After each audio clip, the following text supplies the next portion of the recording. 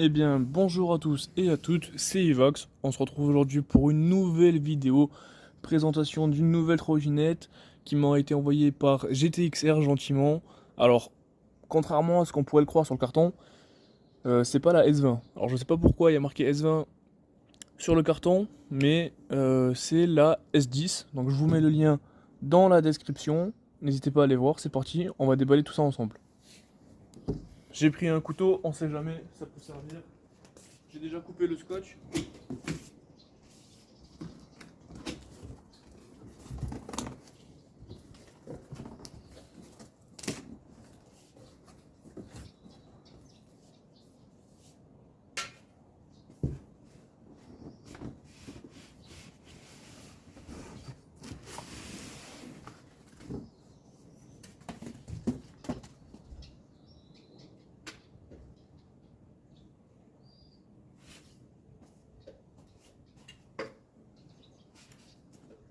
Hop là.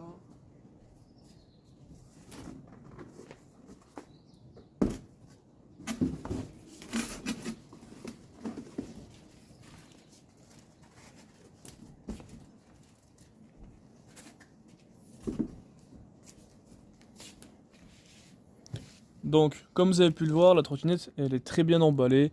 Il y a peu de chances qu'il dédommage durant le transport. Donc, à l'intérieur, qu'est-ce qu'on retrouve? On retrouve donc, logique, hein, la trottinette, mon ami, mais également un chargeur. Donc, tu vois, on est sur un petit chargeur. Je te parlerai juste des spécificités de la trottinette juste après. On a également un kit avec quelques vis, un outil, une clé à l'aile derrière et le mode d'emploi. Bon, sur le mode d'emploi, c'est aussi marqué que c'est la S20. Si j'ai une réponse à ça, je te la mets en commentaire, mais là honnêtement, je sais pas pourquoi c'est marqué S10 sur le site et S20 sur le carton. Écoute, je mets en accéléré le montage rapide, hein, ça doit pas être compliqué, il y a juste... regarde, viens voir. Il y a juste le guidon qu'on va devoir monter ici, là, visser. Il y a deux vis et une troisième derrière, 4. Donc je te mets ça en accéléré, c'est parti.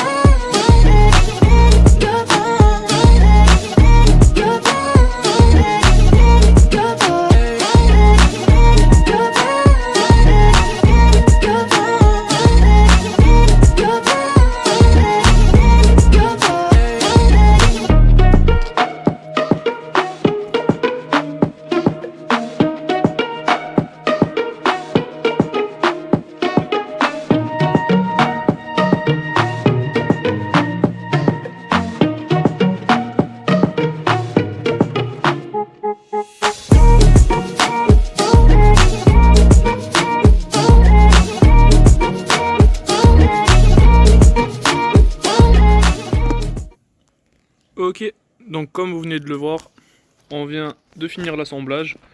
Au final, très simple, hein, juste, alors, on va pas trop, parce que je suis au contre-jour. On a juste 4 vis, donc 2 là et 2 de l'autre côté à visser. Et c'est tout. Donc honnêtement, très rapide, hein, ça m'a pris 2 minutes, 3. Ouais, il va peut-être falloir que je dévisse ça, le frein, pour le passer de l'autre côté, ça sera peut-être mieux. On retrouve sinon un très joli écran. On va l'allumer, c'est parti, on va voir si ça marche. Est-ce qu'elle a de la batterie? Magnifique. On a un beau écran LED. On a les barres de batterie. J'ai également vu, on a le clignotant gauche qui s'allume. Alors qu'il n'est pas allumé. Ok, le bouton est appuyé. Donc vous voyez, si j'appuie, il s'allume. Donc honnêtement, est-ce qu'on le voit bien de devant? C'est parfait. Ça c'est très bien. Le droit, pareil, il s'allume. On a un petit indicateur qui apparaît quand on l'allume. Ah, c'est un indicateur Bluetooth, autant pour moi, rien à voir.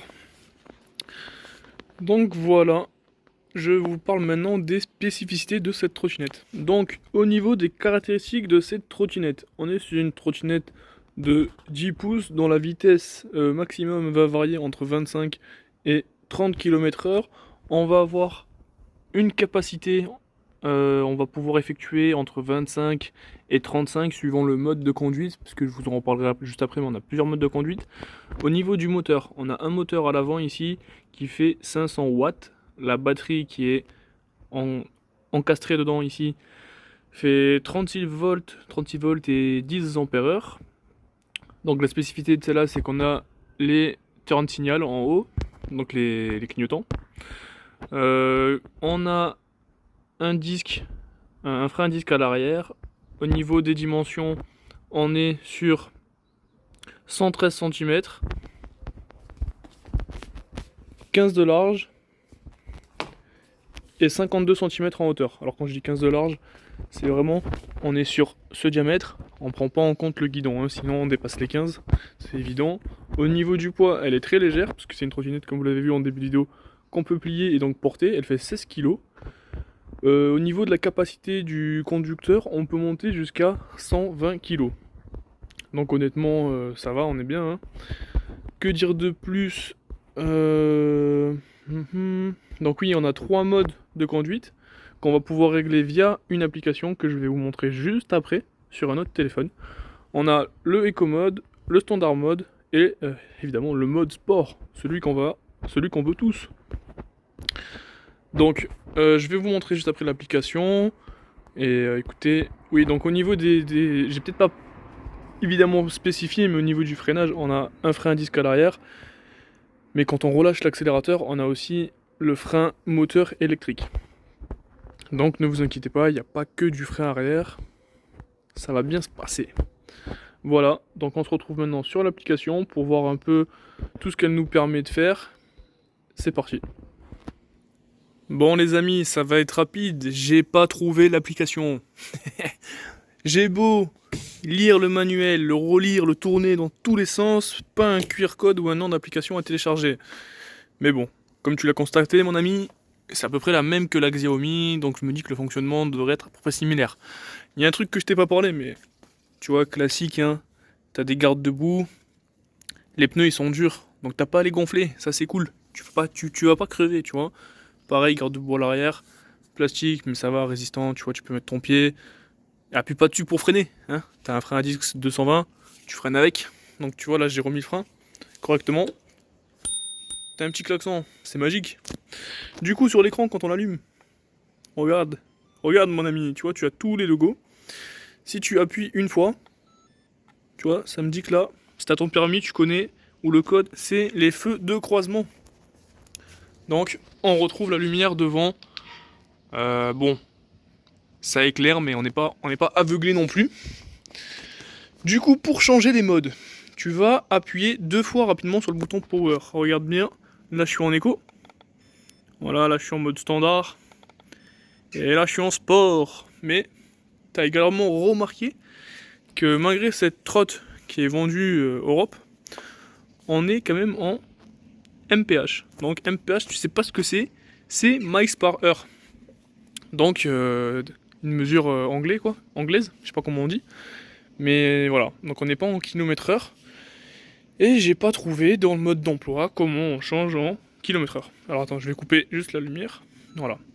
Donc ne sois pas surpris si tu vois des miles par heure s'afficher sur le compteur. Après moi personnellement je m'en fous du moment que ça avance. Donc ce qu'on va faire maintenant c'est que je vais aller mettre la GoPro. J'arrive pas à parler, hein, la GoPro. On va aller rider tout ça, on va faire un peu des tests de freinage. On va tester dans les montées, parce qu'elle est annoncée quand même de pouvoir monter des cotes jusqu'à 30%. Donc on va vérifier tout ça. Et j'ai envie de dire let's go. En plus, ce qui est cool, c'est que ça va aller charger, on a 3 barres. Donc, on va pouvoir se faire un bon petit tour. C'est parti. Ok, donc c'est parti pour le test. On part sur route ouverte. Je sais pas si vous voyez bien l'écran. C'est le petit problème des écrans LED, quand il y a un peu de soleil, on voit pas.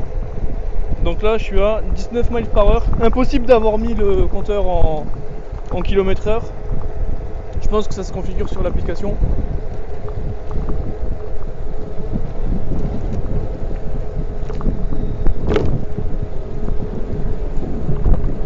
Pour l'instant ça roule bien. Donc là on va attaquer une grosse montée. Environ 20 à 30% de code je dirais. Niveau ralentisseur, ça passe.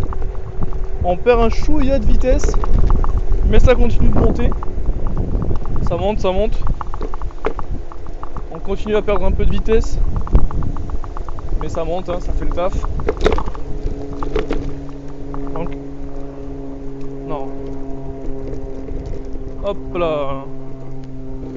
Je vais juste vous montrer un petit truc.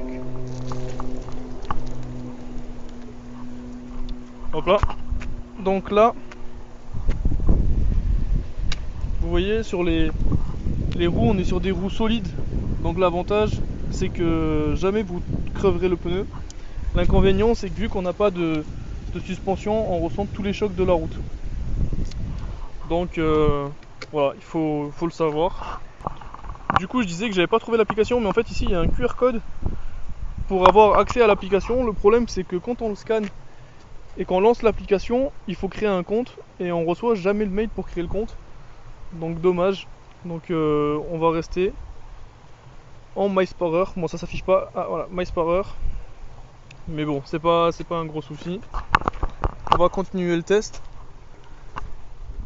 Alors, il y a également une autre fonctionnalité, c'est que sur là, alors attendez, je vais vous le montrer correctement. En gros, sur l'accélérateur, quand on reste appuyé en roulant pendant plus de 5 secondes, on a un régulateur qui s'active et donc on n'a plus besoin d'accélérer ensuite. Vous allez voir, là je vais rester appuyé plus de 5 secondes. Allez, 1, 2, 3, 4, 5, voilà. Sur le tableau de bord, je sais pas si on arrivera à le voir, mais il y a l'icône du régulateur qui s'est activé.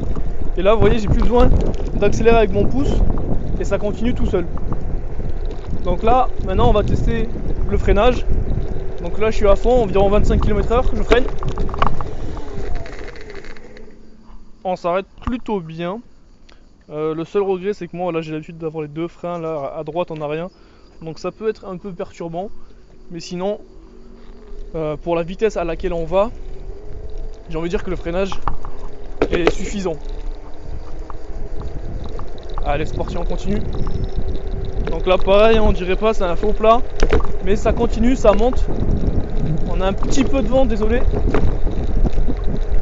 Vous voyez là, ce qui est cool, c'est qu'après, je peux lâcher l'accélérateur.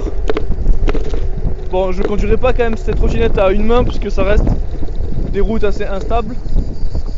Mais vous voyez, c'est quand même une bonne option. Ça, c'est vraiment cool.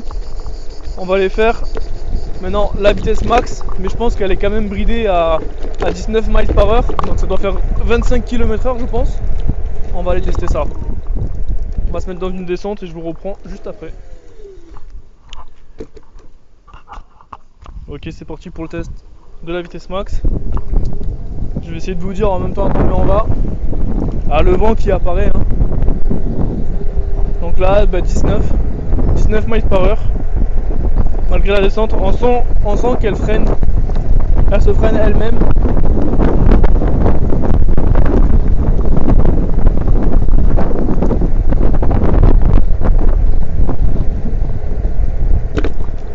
Voilà, donc 19, elle est bridée électroniquement. Vous ne pouvez pas dépasser les 25 km/h.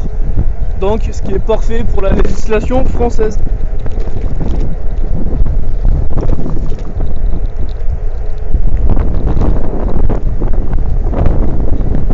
On va se mettre à l'ombre. Alors le frein, quand on freine, on a également la roue avant qui freine électriquement. C'est assez perturbant. Mais voilà. Pour le prix, honnêtement, c'est une très bonne trottinette. C'est une entrée de gamme qui fait largement le taf. J'espère que cette vidéo vous aura plu. Si c'est le cas, n'hésitez pas à liker et à vous abonner. Peace, c'était Evox. What comes around goes